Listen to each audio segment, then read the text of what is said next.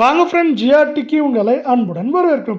பயங்கர வீழ்ச்சியில் காணப்படுற தங்கத்தோட விலை அந்த வீழ்ச்சியில் நிலவரவில் மேற்கொண்டு சரியறதுக்கான வாய்ப்புகளும் சூழலும் மிக மிக அதிகமாக இருக்குது. இதை பற்றிலாம் தெரிஞ்சுக்க நம்ம சேனலை சப்ஸ்கிரைப் பண்ணுங்கள். வீடியோவுக்கு ஒரே ஒரு லைக் போடுங்க. நமக்கு வெள்ளி விலையை பொறுத்த வரைக்கும் 1 கிராம் 290 ரூபாவாக காணப்பட்டது. இன்று விலை மாற்றம் எதுவும் இல்லாமல் 290ஆம். 8 கிராம் 2320 காணப்பட்டது. விலை மாற்றம் எதுவும் இல்லாமல் அதே 2320 காணப்படுது. வெள்ளியோட விலையை பொறுத்த வரைக்கும் இதுவரை விலை மாற்றம் இல்லாமல் இருக்கவில்லை. மேற்கொண்டு இந்த வாரத்தை பொறுத்தவரை 3,10,000 20,000 குறைந்தபட்சமாக 2,60,000 70,000 அப்படிங்கிற ரேஞ்சில் இருக்க வாய்ப்புகளும் சூழலும் மிக மிக அதிகமாக காணப்படுது. இதே வேலை அடுத்து நம்ம 24 கேரட் தங்கத்தோட விலைன்னு பார்த்தீங்கன்னா 1 கிராம் 15,818 ரூபாவாக காணப்பட்டது. விலை மாற்றம் எதுவும் இல்லாமல் அது 15,818 ரூபாவாக இருக்குது. தங்கம் மற்றும் வெள்ளியோட விலை தொடர்ந்தும் கடுமையாகவும் சரின்னு ஆசைப்பட்டீங்கன்னா நம்ம வீடியோவுக்கு ஒரே ஒரு லைக் மட்டும் போடுங்க. சவரன் 1,26,544 காணப்பட்டது. விலை மாற்றம் எதுவும் இல்லாமல் 1,26,544 காணப்பட்டது.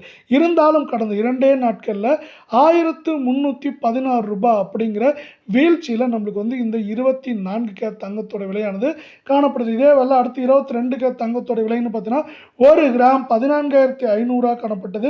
விலை மாற்றம் எதுவும் இல்லாமல் அதே 14,500 காணப்படுது. தங்கம் மற்றும் வெள்ளியோட விலை இதே போல் தொடர்ந்தும் கடுமையாகவும் சரின்னு ஆசைப்பட்டீங்கன்னா நம்ம வீடியோவுக்கு ஒரே ஒரு லைக் போடுங்க. சவரன் விலை 1,16,000 காணப்பட்டது. விலை மாற்றம் இல்லாமல் 1,16,000 காணப்படுறதில்ல. கடந்த 2 நாட்கள் நமக்கு என்ன இருக்குன்னா 1,040 ரூபாய் என்ன இருக்குன்னா சவரனுக்கு வீழ்ச்சியில் இந்த 22 கேரட் தங்கத்தோட விலையானது காணப்படுது. இது மேற்கொண்டு சரிவதற்கான வாய்ப்புகள் அப்படின்னு பார்க்குறப்ப நம்மளுக்கு இப்போ 1,16,000 காணப்படுறது. 1,18,000 குறைந்தபட்சமாக 1,10,000 11,000 அப்படிங்கிற ரேஞ்சில் இருக்க வாய்ப்புகளும் சூழலும் மிக மிக அதிகமாக காணப்படுது. இந்த மிக மிக அதிகமாக இருக்க வாய்ப்புகள் என்னென்ன அப்படிங்கிறத பார்த்தீங்கன்னா உலக சந்தையில் தங்கத்தோட விலையானது தொடர்ச்சியாக தடுமாற்றத்தில் காணப்படுது. இந்த தடுமாற்றம் மேலும் தொடர வாய்ப்புகள் அதிகமாக இருக்கவில்லை. இதை சார்ந்து தங்கத்தோட விலையும் வெள்ளியோட விலையும் மேற்கொண்டு சரியறதுக்கான வாய்ப்புகளும் சூழலும் மிக மிக அதிகமாக இருக்குது. இதே வேலை பார்த்தீங்கன்னா இந்திய பங்குச்சந்தையானது 74,000 73,000 புள்ளிகளிலிருந்து அதிகபட்சமாக 79,000 புள்ளிகள் அப்படின்ட்டு வந்து பார்த்தீங்கன்னா இதுவும் ஏற்றம் சரிவுன்னு மாறி மாறி காணப்படுது. ஒரே மாதிரி ஏற்றமும் சரிவோ இல்லாமல் இப்படி காணப்படுறது பங்குச்சந்தையில் முதலீட்டாளர்களை பங்குச்சந்தை நோக்கி இழுக்குது.